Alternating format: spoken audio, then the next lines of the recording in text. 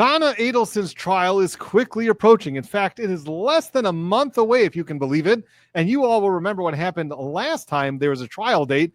In fact, the defense attorney showed up to court ready to go, but there was a motion filed to throw the attorneys off the case, and that motion was granted. After all, Dan Rashbaum, who represented Charlie Adelson, and then Charlie Adelson was added to the witness list. And if you represented Charlie Adelson, then it is not quite fair for you to cross-examine him on behalf of your new client, Donna Adelson. So because of this conflict of interest, Dan Rashbaum was thrown off the case. Also, his co-counsel was thrown off the case, and they had to start again from square one. That's why Donna Adelson has new attorneys now. So that's what happened many, many months ago. And now finally, with the new attorneys all caught up with motions filed, this trial date, August 19th, is quickly approaching, and there was a motion in limine that was filed that we must discuss today. The motion in limine, of course, that I'm talking about is the motion in limine to preclude mentioning of the ticket, the one-way ticket to Vietnam, a non-extradition country, which Donna Adelson made sure it was a non-extradition country before she purchased her one-way ticket to Vietnam. So the prosecution wants to admit that as consciousness of guilt. After all, why would you be running away to a non-extradition country when you have nothing to be scared of, or you don't think you did anything wrong? Well, the defense for Donna Adelson filed a motion in limine saying, nope, sorry, we got some new evidence. In fact, they filed this motion previously and it was denied. But they say they have some new evidence which clearly shows that this is not consciousness of guilt, and therefore the prosecution should be precluded from even arguing that it was or even bringing it up in any way, shape, or form. So let's get to the motion, and then, like we always like to do, is we'll look at the case law and see whether the argument that the defense is making has any feet or basis in the law. So here we go. Let's pull it up. This is the motion that was recently filed, and let's get into it. Defendant Donna Adelson, by and through her undersigned counsel, renews her August 12th, 2024 motion to preclude evidence of Donna Adelson's travel as consciousness of guilt, and in support thereof states as follows. So this was a previous motion that was filed August 12th, 2024. So anytime you want the court to revisit a ruling, you got to give a really good basis, and something must have changed. So let's see what changed. Mrs. Adelson has been indicted in this case with one count of first-degree murder, one count of conspiracy to commit first-degree murder, and one count of solicitation of first-degree murder. On August 12th, 2024, prior counsel, so not these attorneys, but prior counsel, Dan Rashbaum, filed their motion to preclude evidence of Donna Adelson's travel as consciousness of guilt.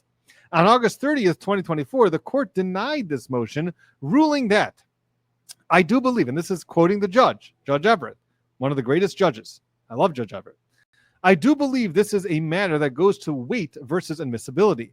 The finder of fact, the jury, is going to determine whether Mrs. Adelson was in fact merely researching a vacation, or if she was in fact seeking to avoid prosecution, or this is consciousness of guilt. Really, it's not for the court to exclude, as it is relevant and probative. So here, where the judge is saying it goes to weight versus admissibility, meaning you may have the greatest arguments in the world why she booked that one-way ticket, because she always routinely books one-way tickets to her vacation of choice, like Vietnam. Maybe that's her vacation of choice. We'll see probably in testimony whether she ever vacationed there before. All right, we'll hear about that. But it goes to, you can argue that to the judge, you can argue that to the jury. It goes to weight rather than admissibility, meaning it's definitely admissible, it's relevant, so it should come in. And then if you want to argue to the jury that the prosecution just lost their marbles by arguing that it's consciousness of guilt because this is a vacation spot that she routinely books one-way tickets to, then go have at it. So that is what the judge ruled as a result of the previous motion that was filed August 12th, 2024. And that's a transcript of the hearing right there. New facts and facts known, but not previously argued, warrant the court revisiting this ruling. We've got new facts for you. Let's see what they are. Specifically, during Jason Newland's July 9th, 2025 deposition, which just occurred, Newland admitted that prior to the warrant for her arrest being issued, Mrs. Adelson was free to travel and leave the country. Namely, that at the time Mrs. Adelson purchased her ticket to Dubai and Vietnam on November 7th, 2023, and traveled to the Miami International Airport on November 13th, 2023, she was unaware a warrant had been issued for her arrest, and nothing prevented her from traveling. She had no idea that there was a warrant that was issued, and there was really no reason why she couldn't travel. Legally speaking, she was allowed to travel. Additionally, Scott Radius testified at his August 21st, 2024 deposition that Newland told him that there is no bench warrant for the arrest, so they can leave the country if they want. Finally, Mauricio Descalzo, Mrs. Adelson's then attorney, advised Mrs. Adelson after Charlie Adelson's conviction that there was no warrant for her arrest and she could travel.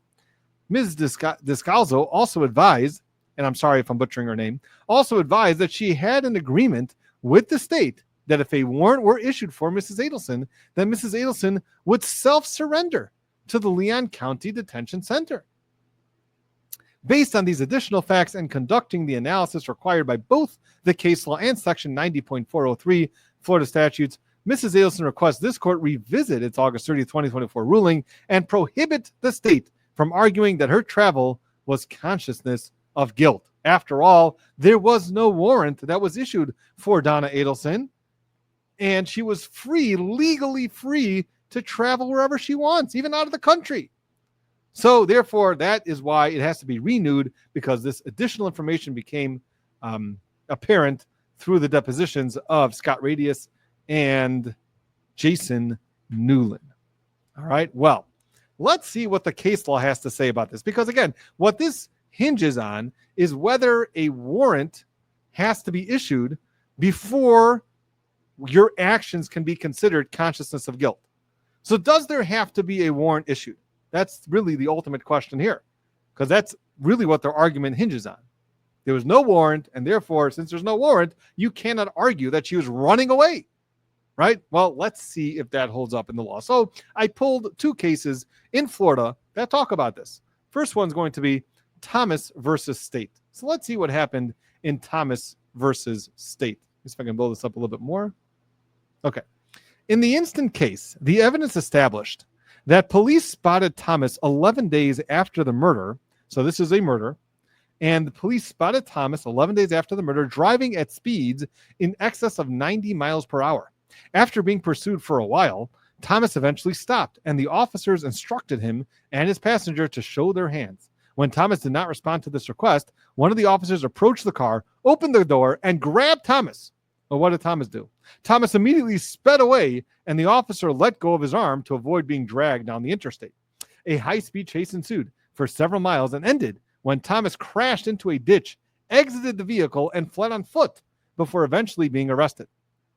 Thomas has claimed that he fled from the police to obtain medical assistance for his godchild. That's why he was running away from the police, not because he was guilty of anything. This isn't consciousness of guilt. He had a godchild that he was trying to get medical assistance for, who was riding in the vehicle with him, lacks credibility. So that argument, just quite frankly, as everybody is hearing this now, it lacks credibility. The evidence at trial, almost as much as the argument that Donna Adelson was not running away to Vietnam. Okay, but let's just leave that for a moment. The evidence at trial showed that the child had been released from the hospital earlier that day and did not need emergency treatment. Moreover, during the chase, Thomas drove past the hospital and away from it instead of to it. Well, maybe he got lost. And when his vehicle was finally stopped, he exited and fled from the police on foot. These facts support the trial court's admission of flight evidence to show consciousness of guilt. The flight occurred in Jacksonville, the same city of the murder, and only 11 days after the murder. Although Thomas may not have known how close police were to identifying the killer. So in this case, in this Thomas versus State case, Thomas had absolutely no idea that the police were close to even identifying the killer. They had no idea. They definitely did not have a warrant out for his arrest. So there was no warrant in this case. And still we see that the court admitted this evidence. So again, the flight occurred in Jacksonville, the same city of the murder, and only 11 days after the murder. Although Thomas may not have known how close police were to identifying the killer, the case had received publicity, and he knew or should have known that Elvord, the other victim in this case, could probably identify him. So there was enough information that Thomas can realize, I may be coming up next. That's what happened in this case. He knew enough, even though there's no warrant. He wasn't aware of any warrant, but he knew enough that he may be identified soon. We hold that the facts in this case present a strong nexus between Thomas's flight and the murder of Skinner. Therefore, the trial court did not abuse its discretion in admitting the flight evidence. On retrial, flight evidence can again be introduced as evidence of consciousness of guilt. So that is what happened in Thomas. Well, that's just one case. And again, that's 11 days after the murder. So it's pretty close in time to what happened. Maybe that's the argument, but that argument we don't find at all in their papers. But maybe you're going to argue, well, maybe they're just bring up the new information. And the fact that she's booking this one-way ticket to Vietnam, since it's many, many years after the murder of Dan Markel, well, then maybe you're going to argue, well, then that's not consciousness of guilt. And generally speaking, that maybe would be a good argument. We're going to talk about a little bit after why in this specific case, it may not be such a great argument. But let's first move on to another case, which I'm going to have to censor a little bit because I think YouTube does not allow me to mention some of the things in this case, but I will do my best at censoring it. So what happened in this case is a sad case. You can take a look at it. It's Sloan versus State. Here, the defendant actually attempted to hurt himself. Okay, here, what happened here is that the defendant was accused of something, and then he attempted to hurt himself. Seriously. So the question is, was that attempt of hurting himself, is that consciousness of guilt? So here, the court sets out that here the defendant actually attempted to hurt himself, while that attempt preceded the issuance of the arrest warrant. So again, in this case, the action taken by the defendant was preceded by, it preceded the issuance of the arrest warrant. So the arrest warrant came after the actions. Well, then, according to the Donna Adelson defense team, this should not be admissible as consciousness of guilt, right? Well, let's see what the court holds. It occurred after the defendant was aware that law enforcement had been notified of the incident by the victim's mother. In fact, the defendant left work and the state after law enforcement was notified. A coworker testified that the defendant fled the area due to the threat of arrest. As in Walker, there was a sufficient nexus between the defendant's attempt to hurt himself and the crime to render it admissible. There was no abuse of discretion, therefore, in the admission of that attempt to hurt himself. Okay, so that was, again, very clearly a case where the actions were taken before the issuance of an arrest warrant, and it's still admissible. Why? Because it has nothing to do with the arrest warrant. Now, if there is an arrest warrant, that could, and then somebody finds out about it and then they run away, sure, that could also be considered consciousness of guilt. But it's not dependent solely on the fact of when the person was aware of the arrest warrant being issued. What's more important is the nexus between the action and the crime committed. So what it comes down to again in this case, and this is something that we may hear be argued again, is, well, what about the fact that this was so many years after the murder of Dan Markel? It was many, many years. I mean, Donna Adelson being arrested was many, many years. It was 10 years after the murder was committed. So then they can argue, perhaps they will when this goes to hearing, that also aside from this, that she didn't know about the warrant, well, this is 10 years after. Why should she think all of a sudden that she is going to be next? Well, the reason why she can think that and should think that is because let's think about the pattern of what happened here. First, who did the state go after? The killers, right? Sigfredo Garcia and Luis Rivera. They had those trials. Then who's next? Katie Magbanua. They had 2 trials for that. And by the way, her appeal was just tonight, so she is going to be locked up for the rest of her life, and life without possibility of parole. What happened after that? Charlie Adelson. And now Charlie's case finishes. So who can possibly think that they're next? Well, they already got everybody else.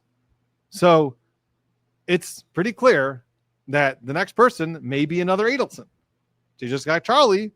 Donna was all over those recordings that was presented in evidence in Charlie's case. And therefore, the next thing that she does, as soon as Charlie gets convicted, is book a one-way ticket to Vietnam. Now, some people may have said that if you're not completely full of yourself, then you would have escaped before Charlie Adelson's case is over. Why not take the flight before and then watch the rest of the trial or the verdict watch in Vietnam? And then if it comes down as guilty, well, then maybe you're already safe. But maybe they were so convinced by Dan Rashman that they're going to win that they thought that Charlie was actually going to get acquitted. And if Charlie gets acquitted, well, then Donna has nothing to be nervous about. She doesn't have to leave Florida. But there still is a nexus, even though it's a long nexus. But you can see very clearly what the pattern is, what the state's doing here. And therefore, she can very reasonably suspect that she's going to be next. And that is what prompted her actions. So the fact of whether she knew there was a warrant or not, whether the warrant issued before her ticket, after her ticket, whether she's legally allowed to travel, that has nothing to do with it. All these people were legally allowed to do whatever they wanted. A person can legally travel on the highway, on the interstate. You're allowed to do that. You're not allowed to speed, but you can travel on the interstate.